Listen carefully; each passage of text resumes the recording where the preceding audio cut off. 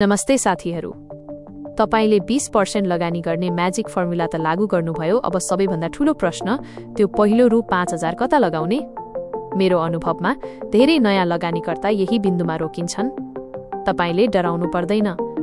आज म तपाईको पहिलो रु 5000 लाई सुरक्षित र बलियो बनाउने 3 उत्कृष्ट र फरक लगानी क्षेत्रहरू प्रस्तुत गर्दैछु, जसले तपाईको पोर्टफोलियोको बलियो जग बसाल्नेछ।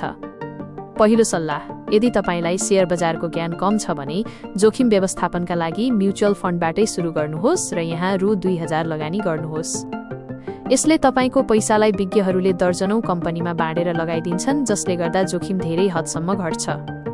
दोस्रो सल्लाह, बाँकी रु 2000 लाई बजारमा राम्रो प्रतिष्ठा कमाएका, लामो समयदेखि नाफामा रहेका र दीर्घकालीन सुरक्षा प्रदान गर्ने ब्लू चिप कम्पनीहरूमा लगाउनुहोस्, जस्तै ठूला वाणिज्य बैंक वा जीवन बीमा कम्पनी।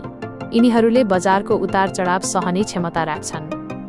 तेस्रो र अन्तिम सल्लाह, बाँकी रु 1000 बाट उच्च सम्भावना भएका क्षेत्रहरू, जस्तै हरेक नयाँ आइपीओमा 10 किताको लागि आवेदन दिनुहोस् वा राम्रो भविष्य भएका उत्पादनमूलक वा जलविद्युत कम्पनीमा नजर लगाउनुहोस्।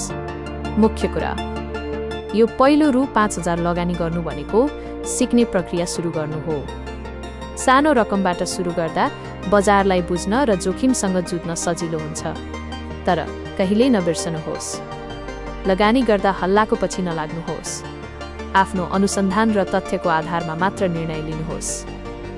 तपाईलाई यी तीनवटा मध्ये कुन उत्कृष्ट लाग्यो र यसबारे अझै बढी जानकारी चाहिन्छ भने कमेन्ट गर्नुहोला। आउँदो समयमा म त्यसको समाधान गर्ने कोसिस गर्नेछु। तपाईको पहिलो लगानी कुन कम्पनीबाट सुरु भएको थियो? अर्को भिडियोमा म तपाईको आर्थिक प्रगतिलाई रोक्ने 4 घातक बानीहरूबारे बताउनेछु। च्यानल सब्स्क्राइब गरेर लगानीको यात्रालाई निरन्तरता दिनुहोला। धन्यवाद।